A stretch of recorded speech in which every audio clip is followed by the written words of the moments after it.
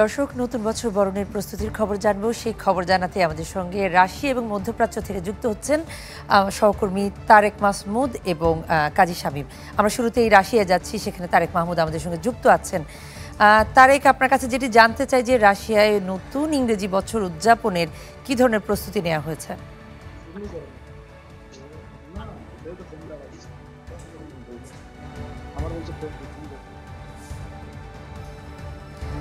তারেক, আপনি কি আমাকে শুনতে পাচ্ছেন?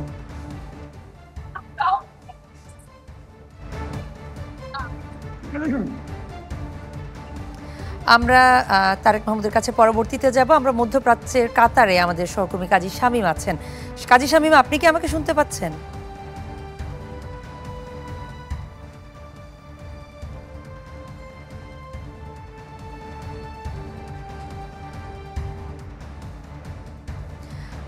কাজী শামীম, আপনি কি আমাকে শুনতে পাচ্ছেন? মধ্যপ্রাচ্য থেকে যোগ দিয়েছেন তিনি আমাদের সঙ্গে।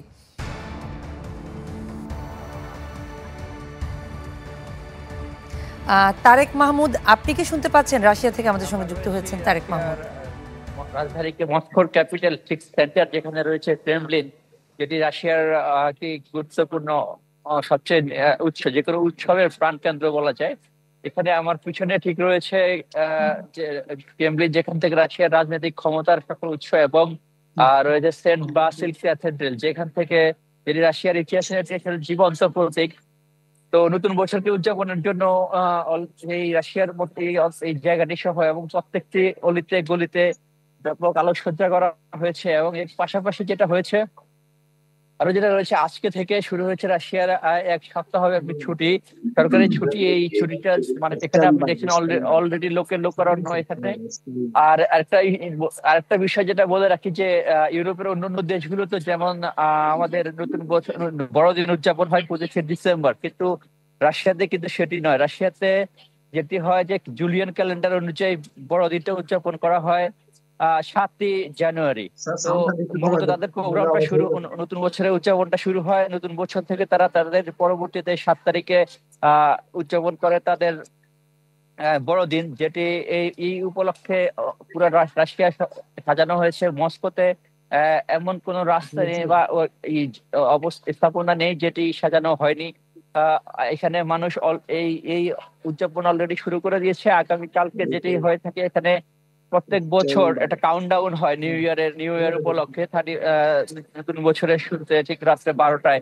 কিন্তু এই বছর কিন্তু সেটি হচ্ছে না। আর গত 2 বছর থেকেই সেটি হচ্ছে না নিরাপত্তা জনিত কারণে, কিন্তু রাশিয়া ইউক্রেনের একটা যুদ্ধের বিষয় আছে, সেটির একটা জন্য নিরাপত্তা জনিত কারণে এই বছরও সেটি হচ্ছে না। তবে অন্যান্য সকল আয়োজন সম্পন্ন করা হয়েছে নতুন বছরকে বরণ করে নেওয়ার জন্য। মাহমুদ, আপনাকে ধন্যবাদ আমাদের সঙ্গে যুক্ত হবার জন্য। আমরা জানছিলাম যে আপনার মাধ্যমে রাশিয়ায় কি ধরনের আয়োজনে করা হচ্ছে এবং কি ধরনের প্রস্তুতি নেওয়া হচ্ছে বর্ষবরণে। আমরা কাজী শামীম, আপনার কাছে জানতে চাই, মধ্যপ্রাচ্যের কাতার থেকে তিনি আমাদের সঙ্গে যুক্ত হচ্ছেন। আপনি শুনতে পাচ্ছেন নিশ্চয়ই আমাকে, কাজী শামীম?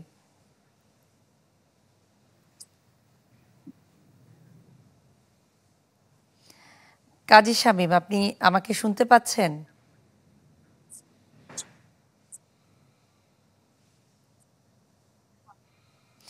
কাজী শামীম আমাদের সঙ্গে যুক্ত হয়েছেন দর্শক মধ্যপ্রাচ্য থেকে, তিনি কাতার আছেন।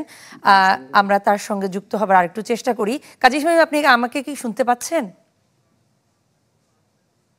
স্বাগত জানাতে কাতারের প্রবাসী বাংলাদেশী সহ বিশ্বের বিভিন্ন দেশের অভিবাসী যারা কাতারে বসবাস করেন, সবাই মুখ মুখ তাকিয়ে আছে আগামী 31শে ডিসেম্বরের মধ্যরাতের পর থেকে নতুন বছরকে তারা স্বাগত জানানোর জন্য অপেক্ষমান আছেন। এছাড়া পাশাপাশি আমরা যা লক্ষ্য করলাম, নতুন বছরকে স্বাগত জানানোর জন্য মধ্যপ্রাচ্যের দেশ কাতার, তারা পশ্চিমা দেশগুলোর ন্যায় তারাও তাদের দেশকে এই সুন্দরভাবে সাজিয়ে রেখেছেন। এবং আমরা দেখলাম যে এই চলতি মাসে কাতারের ছিল জাতীয় দিবস।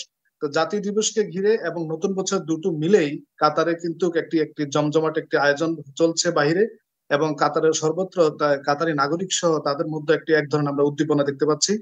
এবং বিশেষ করে বাংলাদেশি যারা কাতারে বসবাস করেন পরিবার পরিজন নিয়ে, তারাও কিন্তু খুব একটা আমেজের মধ্যে আছেন। বিশেষ করে বছর শেষ বলতে এবং নতুন বছরের যে একটা আগমন, সেই আগমনের বার্তা নিয়ে কিন্তু প্রবাসী বাংলাদেশিরাও কিন্তু তাদের মধ্যে এক ধরনের আমরা আনন্দ দেখি। তো আজকে আমি কাতার থেকে মানে স্বাগত জানাচ্ছি, এবং পাশাপাশি নতুন বছরকে আরো কিভাবে বাংলাদেশ এবং কাতারের মধ্যে কিভাবে আরো দুই দেশের মানে বন্ধুত্বপূর্ণ সম্পর্ক আরো সামনের দিকে জোরদার হবে, এবং নতুন বছরকে ঘিরে আমাদের বাংলাদেশের জন্য আসলে কতটা সম্ভাবনাময় রয়েছে। এজন্য আজকে আমাদের সাথে কাতার থেকে যুক্ত হচ্ছেন মাননীয় রাষ্ট্রদূত, বাংলাদেশ দূতাবাসের আমাদের মাননীয় রাষ্ট্রদূত মোহাম্মদ নজরুল ইসলাম সাহেব। আমি এখন ওনার সাথে কথা বলবো। স্যার, আপনাকে চ্যানেল 24 স্বাগতম। আহ, আমাদের বাংলাদেশ নতুন বছর উপলক্ষে বাংলাদেশ এবং কাতারের সম্ভাবনাময় কেমন থাকবে স্যার? অনেক ধন্যবাদ। নতুন বছর আসলে সবার জীবনেই সাধারণত নতুন নতুন সম্ভাবনা নিয়ে আসে, এবং আমি আশা করছি যে এই নতুন বছর আমাদের সবার জীবনে মহান আল্লাহ তাআলার রহমতে আমাদের অপার সম্ভাবনার দুয়ার খুলে দেবে। আমি সেই জন্য প্রথমেই চ্যানেল 24 যে প্রিয় দর্শক এবং তাদের যে কর্মকর্তা বা কৌশলী যারা আছেন তাদের সঙ্গে নতুন বছরের অগ্রিম শুভেচ্ছা জানাচ্ছি। আমি আশা করছি যে এই নতুন বছর শুধুমাত্র বাংলাদেশি যারা কাতারে আছেন তারা না, শুধু বাংলাদেশ না, সমস্ত পৃথিবীর সবার জন্যই আমাদের নতুন নতুন সম্ভাবনার দুয়ার খুলবে।